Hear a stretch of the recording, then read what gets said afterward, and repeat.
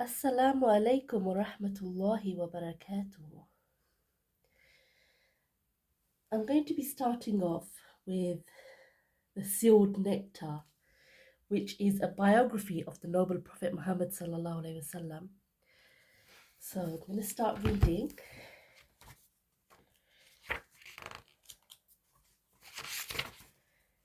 أعوذ بالله من الشيطان الرجيم. بسم الله الرحمن الرحيم. ربي زدني علما. رب اشرح لي صدري أمري ويسر لي واحلل عقدة من لساني يفقه قولي. رب يسر ولا تؤثر وتمم بالخير.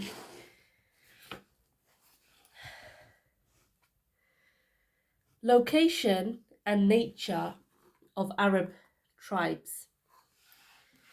Beyond a shadow of doubt, the biography of the Prophet Muhammad sallallahu alaihi wasallam obviously represents a complete picture of the magnificent divine message that he communicated in order to deliver the human race from the swamp of darkness and polytheism to the paradise of light and monotheism. An image authentic as well as comprehensive of this message is therefore only attainable through careful study and profound analysis of both backgrounds and issues of such a biography. In view of this, a whole chapter is here introduced about the nature and development of Arab tribes prior to Islam, as well as the circumstantial environment that enwrapped the Prophet's mission.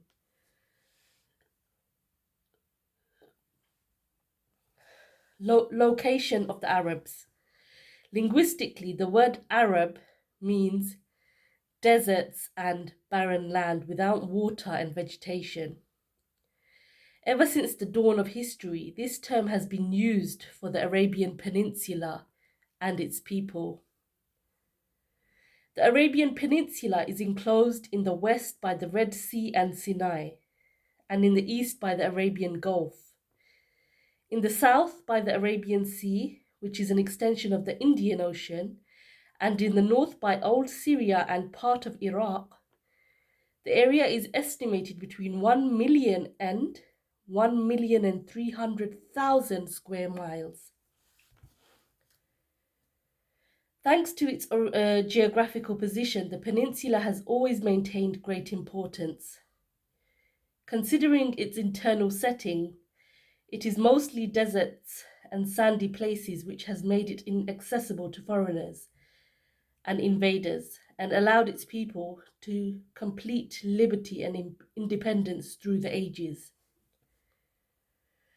Despite the presence of two neighboring great empires, its external setting, on the other hand, caused it to be the center of the old world and provided it with sea and land links with most nations at the time. Thanks to this strategic position, the Arabian Peninsula has become a center for trade, culture, religion, and art. Arab tribes. Arab peoples have been divided according to lineage into three groups. One, perished Arabs. So the ancient Arabs of whose history little is known and of whom were Ad, Thamud, Tazm, Jadis, Imlaq, and others. Number two, pure Arabs who originated from the progeny of Yarub bin Yashjub bin Kahtan. They were also called Kahtanian Arabs. Number three, Arabized Arabs who originated from the progeny of Ismail. They were also called Adnanian Arabs. The pure Arabs, the people of Kahtan, originally lived in Yemen and comprised many tribes, two of which were very famous. Himyar, the most famous of whose ancestors was Zayd al-Jamhur Kud'aha and Sakasik, And B. Kahlan, the most famous of whose ancestors were Hamdan, Anmar, Tai, Mudhij, Kindah, Lakum, Jutam, as Aus, Khazraj, and the descendants of Japhna, the kings of old Syria. The Kahlan tribes emigrated from Yemen to dwell in the different parts of the Arabian Peninsula prior to the Great Flood. Sail al-Arim of the Ma'arib Dam. They did this due to the failure of trade under the Roman pressure and control of both sea and land. Trade routes following the Roman occupation of Egypt and Syria, naturally enough, the competition between Kahlan and Himyar led to the evacuation of the first and the settlement of the second in Yemen. The emigrating tribes of Kahlan can be divided into 4 groups. Al-Azad, who wandered in Yemen, sent pioneers under the leadership of Imran bin Amr Muzayqiyya and finally headed to the north and east. Details of their immigration can be summed up as follows. Ta'laba bin Amr left his tribe Al-Azd for Hijr and dwelt between Thalabiyah and Dhiqar. When he gained strength, he headed for Medina, where he stayed. Of his descendants are Aus and Khazraj, sons of Haritha bin Tha'laba. Haritha bin Amr, known as Khuza'ah, wandered with his offspring in Hijaz until they came to Mar az Zahran. Later they conquered the Haram and settled in Mecca after having driven away its peoples, the tribe of Juram. Imran ibn Amr and his family went to Oman, where they established the tribe of Azd, whose offspring inhabited Tiama and were known as Azd of Shanu'a.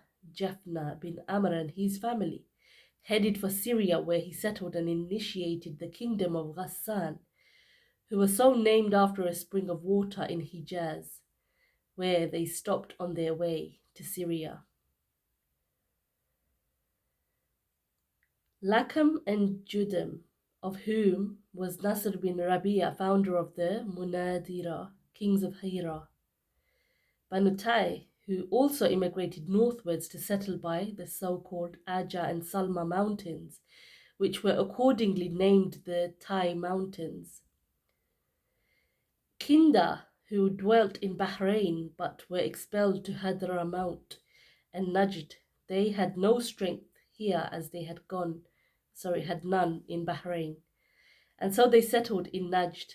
There they had an important rulership, although it did not last long, for the whole tribe soon faded away. Another tribe of Himyar, also known as Qudaa, left Yemen and dwelt in the Samawa desert on the borders of Iraq. The Arabized Arabs go back in ancestry to their great-grandfather Ibrahim alayhi from a town called Ar near Kufa on the west bank of the Euphrates in Iraq. Evacuations brought to light many details of the town, Ibrahim's family and the prevalent religions and social circumstances. It is known that Ibrahim alayhi left for Al-Haran and then for Palestine, which he made headquarters for his message. He wandered all over the area where, when he went to Egypt, the Pharaoh tried to do evil to his wife Sarah. But Allah saved her and the Pharaoh's wicked scheme recoiled on him. He thus came to realize her strong attachment to Allah, and in acknowledgement of her grace, the Pharaoh rendered his daughter Hajar at Sarah's service. But Sarah gave Hajar to Ibrahim alayhi salam as a wife, and Ibrahim returned to Palestine, where Hajar gave birth to Ismail alayhi salam. Sarah became jealous of Hajar and forced Ibrahim to send Hajar and her baby away to a plantless valley in Hijaz by the sacred house, exposed to the floods from the north and south. He chose for them a place under a lofty tree near the upper side of the masjid in Mecca where neither people nor water were available, and went back to Palestine, leaving a leather case with some dates and a vessel of water with his wife and baby. Before long, they ran out of both food and water, but thanks to Allah's favor, water gushed forth to sustain them for some time. The story of the Zamzam spring is well known to everybody.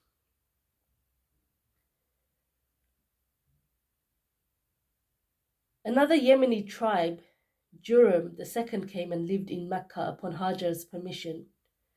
After being said to have lived in the valleys around Mecca, it is mentioned in Sahih al-Bukhari that this tribe came to Mecca before Ismail was a young man, while they had passed through that valley long before this event. Ibrahim a.s. used to go to Mecca every now and then to see his wife and son.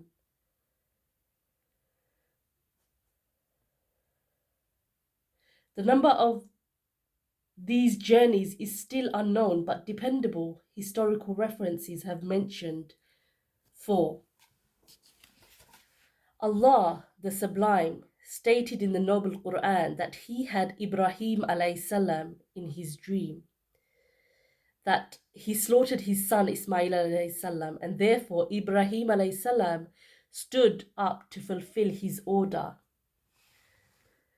فَلَمَّا أَسْلَمَ وَتَلَّهُ لِلْجَبِينِ وَنَادَيْنَاهُ أَنْ يَا إِبْرَاهِيمُ قد صدقت الرؤيا إن كذلك نجزي المحسنين إن هذا لهو البلاء المبين وفديناه بذبح عظيم. Then when they had both submitted themselves to the will of Allah, and He had laid him prostrate on his forehead or on the side of his forehead for slaughtering, and we called out to him, O Ibrahim, you have fulfilled the dream vision. Verily thus do we reward the muhsinun, the good doers who perform good deeds totally for Allah's sake only, without any show off or to gain praise or fame, etc., and do them in accordance to Allah's orders. Verily that indeed was a manifest trial, and we ransomed him with a great sacrifice, i.e. a ram. It is mentioned in the Genesis that Ismail a.s. was 13 years older than his brother Ishaq a.s.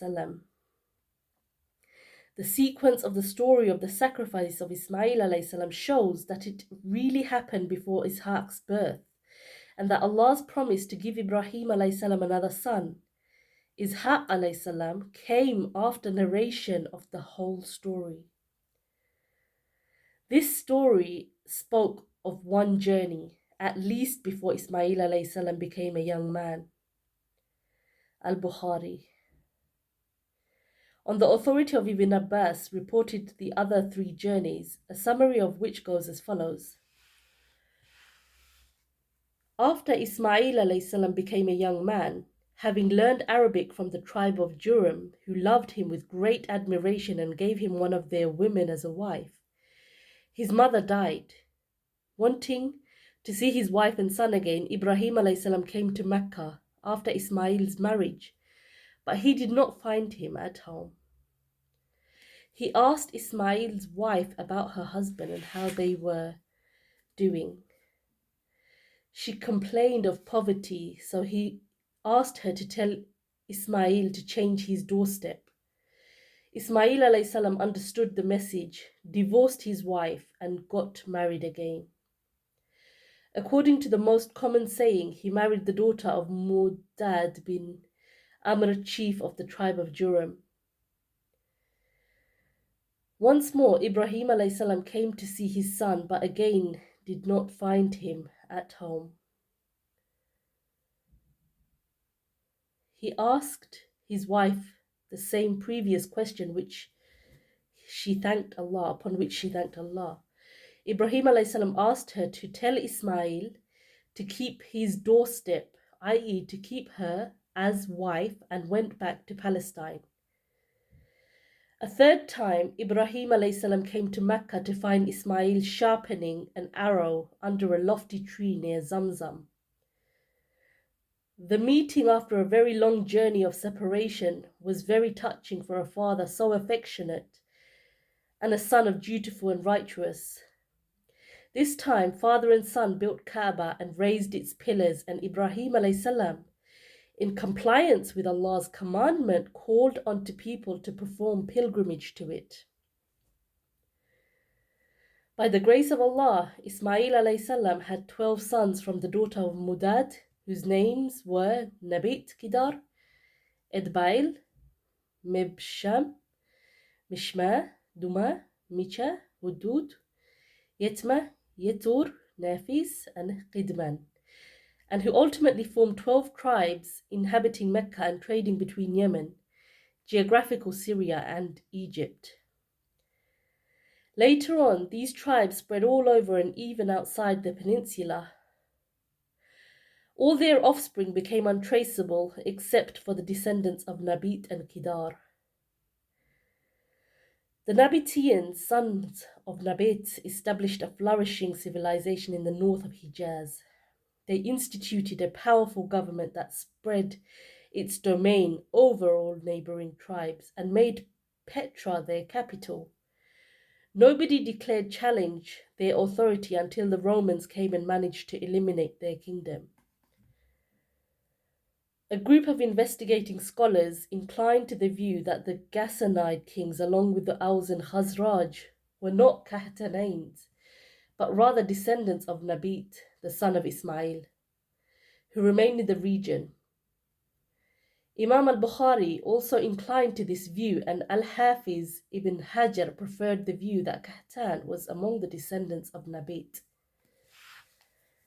Descendants of Qidar, the son of Ismail alayhi salam, lived long in Mecca, increasing in number. Of them issued Adnan and his son Ma'ad, to whom Adnanian Arabs traced their ancestry. Adnan is the 21st grandfather in the series of the prophetic ancestry.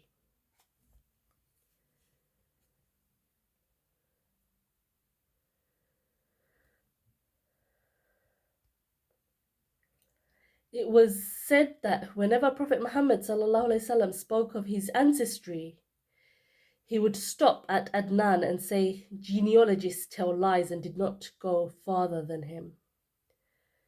A group of scholars, however, favored the probability of going beyond Adnan, considering the aforementioned hadith to be unauthentic. They went on to say that there were exactly 40 fathers between Adnan and Ibrahim alayhi salam. Nizar, Ma'ad's only son, had 4 sons who branched out into 4 great tribes: Iyad, Anmar, Rabia, and Mudar. These last 2 sub-branched into several tribes. Rabia fathered Asad, Anaza, Abdul Qais, and Wa'il's 2 sons, Bakr and Taghlib, Hanifa, and many others. Mudar tribes branched out into 2 great divisions: Qais Ailan bin Mudar and tribes of Ilyas bin Mudar. From Qais Ailan came Banu Sulaim, Banu Hawazin, and Banu Ghatafan, of whom descended Abs, Dubai, Ashja, and Ghani bin Asur. From Ilyas bin Mudar came Tamim bin Murrah, Hudayl bin Mudrikah, Banu Asad bin Khuzaymah, and the tribe of Kinana bin Khuzaymah, of whom came Quraysh, the descendants of Fihr bin Malik bin An-Nadr bin Kinana. Quraysh branched out into various tribes, the most famous of whom were Juma, Sham, Adi Makhzum, Taim, Zahra, and the tribes of Qusay bin Kilab, consisting of Abdur Dar bin Qusay, Asad bin Abdul Uzza bin Qusay, and Abd Manaf bin Qusay. There were 4 divisions of the tribe of Abd Manaf: Abd Shams, Naufal, Mutallib, and Hashim. It is, however, from the family of Hashim that Allah selected the Prophet Muhammad ﷺ bin Abdullah ibn Abdul Muttalib bin Hashim. The Prophet Muhammad ﷺ said, Inna Allah astafa min waladi Ibrahim Ismail wastafa min walidi Ismail Kinana wastafa min bani Kinana قريش واصطفى من قريش بني هاشم واصطفاني من بني هاشم. Allah selected Ismail from the sons of Ibrahim, Kinana from the sons of Ismail, Quraysh from the sons of Kinana, Hashim from the sons of Quraysh, and he selected me from the sons of Hashim.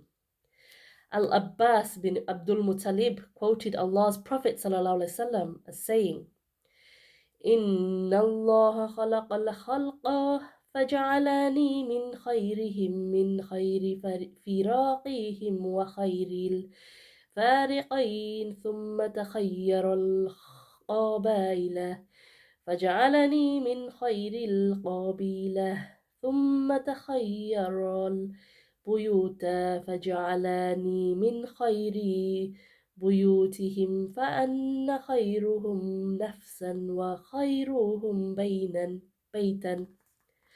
Allah created the creatures and made me among the best of them. He chose the tribes and selected me from the best whereof, and he chose families and made me among the best of them. Then he chose the households, making me among the best of their households, and I am the best of them in person and the best of them in household. Having increased in number, children of Adnan spread out over Arabia in pursuit of pastures and water. Abdul Qais, together with some tribes of Bakr bin Wail and Tamim, immigrated to Bahrain. Banu Hanifa bin Sa'ab bin Ali bin Bakr went to settle in Hajr, the capital of Yamama. All the tribes of Bakr bin Wa'il lived in an area of land that included Yamama, Bahrain, Saif Khazima, the seashore, the outer borders of Iraq, Ablah, and Hayt. Most of the tribes of Taghlib lived in the Euphrates area, while some of them lived with Bakr. Banu Tamim lived in the desert of Basra. Banu Sulaim in the vicinity of Medina on the land stretching from Wadi al-Qura to Khaybar onwards to Hara. Taqif dwelt in Taif, and Hawazin east of Mecca near Autas on the route from Mecca to Basra. Banu Asad lived on the land east of Taima and went west of Kufa, while family of Tai lived between Banu Asad and Taima. They were a 5-day walk from Kufa. Dubyan inhabited the area between Taima and Hauran. Some divisions of Kinana lived in Tihama, while some of the Quraysh dwelt in Mecca and its suburbs. The Quraysh remained completely disunited until Qusay bin Kilab managed to rally their ranks on honorable terms, attaching major prominence to their status and importance.